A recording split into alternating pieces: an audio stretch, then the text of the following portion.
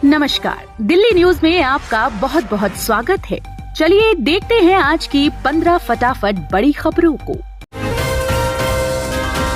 दिल्ली में धूप और बादलों की आंख में चोली, 2 दिन तक बारिश का अलर्ट। दिल्ली एनसीआर में मौसम बेहद सुहाना बना हुआ है। वहीं मौसम विभाग ने दिल्ली वालों के लिए मार्च की शुरुआत में भी रहेगा। आईएमडी के मुताबिक आज और कल दिल्ली में बूंदाबांदी का अलर्ट है। हालांकि फरवरी के आखिरी 2 दिन आसमान साफ रहा और तेज धूप भी थी। मौसम विभाग के अनुसार मार्च शुरू होते ही दिल्ली का मौसम फिर सुहाना होने वाला है। हल्की बारिश होगी, रात को भी बूंदाबांदी का अनुमान है। मौसम विभाग का कहना है कि मार्च की शुरुआत में वेस्टर्न डिस्टर्बेंस और अरब सागर से नमी वाली हवाओं के चलते इसका असर मैदानी इलाकों पर भी पड़ेगा।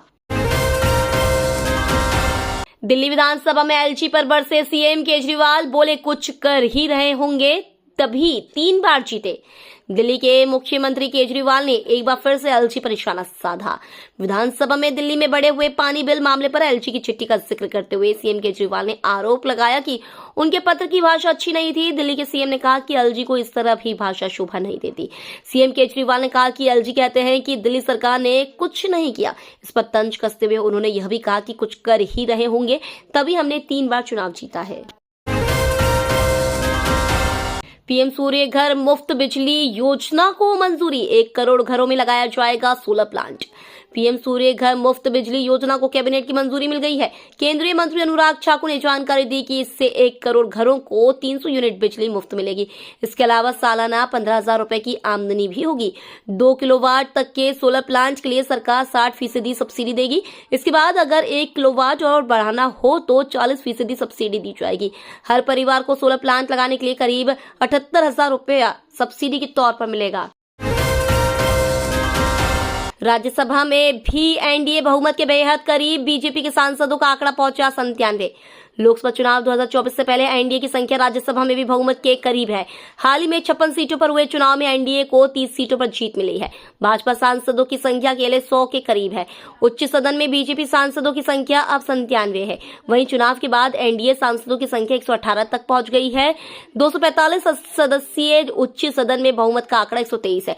हालांकि वर्तमान में 5 सीटें खाली हैं। उनमें से 4 जम्मू कश्मीर में है, जो राष्ट्रपति शासन के अधीन है, और 1 मनोनीत सदस्य की श्रेणी में। इससे सदन की सदस्य संख्या भी घटकर 240 रह गई और बहुमत का आंकड़ा 121 ही रह गया है। ऐसे में एनडीए राज्यसभा में भी बहुमत के आंकड़े से महज 3 सीट ही पीछे है।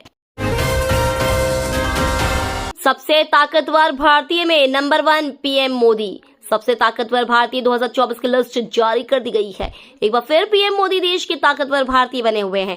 दूसरे नंबर पर गृह मंत्री अमित शाह है। आई 100 शक्तिशाली भारतीयों की सूची में टॉप 10 में अरबपति गौतम अडानी और मुख्य न्यायाधीश चंद्रचूड़ का भी नाम शामिल है। लिस्ट में ज्यादातर बीजेपी और आरएसएस के लोग शामिल है। लिस्ट में राहुल गांधी 16वीं और अरविंद केजरीवाल 18वें स्थान पर है। जाति धर्म के आधार पर कैदियों को अलग नहीं किया जाए, गृह मंत्रालय का राज्यों को निर्देश। केंद्र सरकार ने राज्यों और केंद्र शासित प्रदेशों से कहा है कि कैदियों को उनकी जाति और धर्म के आधार पर अलग नहीं किया जाए। उन्हें जेल की रसोई का काम संभालने जैसे काम देने में इस आधार पर भेदभाव बंद होना चाहिए। गृह मंत्रालय ने बताया कि कुछ राज्यों के जेल मैनुअल में कैदियों को उनकी जाति और धर्म के आधार पर अलग अलग रखने का जिक्र है। उन्हें जेल में उसी आधार पर काम सौंपे जा रहे हैं। इसी को लेकर अब गृह मंत्रालय ने निर्देश जारी किया है। दिल्ली की लोकसभा सीटों के लिए बीजेपी चुनाव समिति ने सौंपी संभावितों की सूची। भारतीय जनता पार्टी की दिल्ली इकाई की चुनाव समिति ने राजधानी के 7 लोकसभा सीट को लेकर पार्टी नेतृत्व को 25-30 संभावित उम्मीदवारों की सूची सौंप दी है। दिल्ली बीजेपी के एक वरिष्ठ पदाधिकारी ने बताया कि नई दिल्ली लोकसभा सीट के लिए वर्तमान सांसद मीनाक्षी लेखी के अलावा विदेश मंत्री एस जयशंकर, आवास एवं शहरी कार्य मंत्री हरदीप सिंह पुरी और दिवंगत नेता सुषमा स्वराज की बेटी बांसुरी स्वराज के नाम संभावित प्रत्याशियों में शामिल हैं। रेड बॉल क्रिकेट के लिए बीसीसीआई का बड़ा फैसला। रेड बॉल क्रिकेट खिलाड़ियों में जुनून पैदा करने के लिए बीसीसीआई ने एक बड़ा फैसला लिया है। रिपोर्ट्स के अनुसार board captain Rohit Sharma, coach Rahul Dravid और चयनकर्ता अजीत अगरकर से इस बारे में चर्चा कर रहा है। जानकारी के अनुसार अगर कोई खिलाड़ी एक सीजन पूरा रणजी ट्रॉफी खेलता है तो उसे 75 लाख मिलेंगे। वहीं कोई खिलाड़ी 1 साल में सभी टेस्ट खेलता है तो उसे 15 करोड़ रुपए मिलेंगे।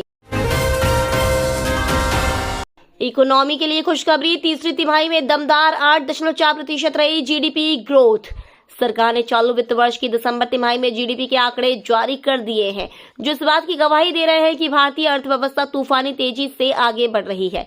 दरअसल सरकार ने बताया है कि तीसरी तिमाही में देश की जीडीपी ग्रोथ 8.4% की दर से हुई है। इकोनॉमी के ये आंकड़े पूर्वानुमान से कहीं ज्यादा है। देश में मैन्युफैक्चरिंग एक्टिविटीज और सरकारी खर्च में तेजी के चलते जीडीपी की रफ्तार और तेज हुई है। इससे पिछली तिमाही में जीडीपी ग्रोथ 7.6% रही थी। शाहजहां शेख की गिरफ्तारी के बाद संदेश खाली की महिलाओं ने मनाई होली। तृणमूल कांग्रेस के नेता शाहजहां शेख की गुरुवार को गिरफ्तारी की खबर मिलते ही बंगाल के उत्तर 24 परगना के संदेश खाली द्वीप पर रहने वाले महिलाओं ने होली मनाई। तस्वीरों में संदेश खाली निवासियों को मुस्कुराते हुए और खुशी से एक दूसरे को गुलाल लगाते हुए देखा जा सकता है। एनडीटीवी ने शाहजहां शेख की गिरफ्तारी का जश्न मना रही महिलाओं से बात की। उन्होंने कार्रवाई के लिए बंगाल पुलिस की सराहना की और स्थानीय राजनेता द्वारा कथित रूप से उत्पीड़न किए गए लोगों के लिए न्याय की मांग की। अब शिकंजे में शेख शाहजहां का करीबी आमिर अली गाजी झारखंड से हुआ गिरफ्तार। पश्चिम बंगाल के संदेश खाली केस के मुख्य आरोपी शेख शाहजहां की गिरफ्तारी के बाद अब पुलिस को एक और बड़ी कामयाबी मिली है। शेख शाहजहां के करीबी आमिर अली गाजी को पश्चिम बंगाल पुलिस ने झारखंड से गिरफ्तार किया है। एसडीपीओ अमीनुल इस्लाम खान ने इस बात की जानकारी दी है। बताया जा रहा है कि आमिर अली गाजी को मिनाका इलाके से गिरफ्तार किया गया है।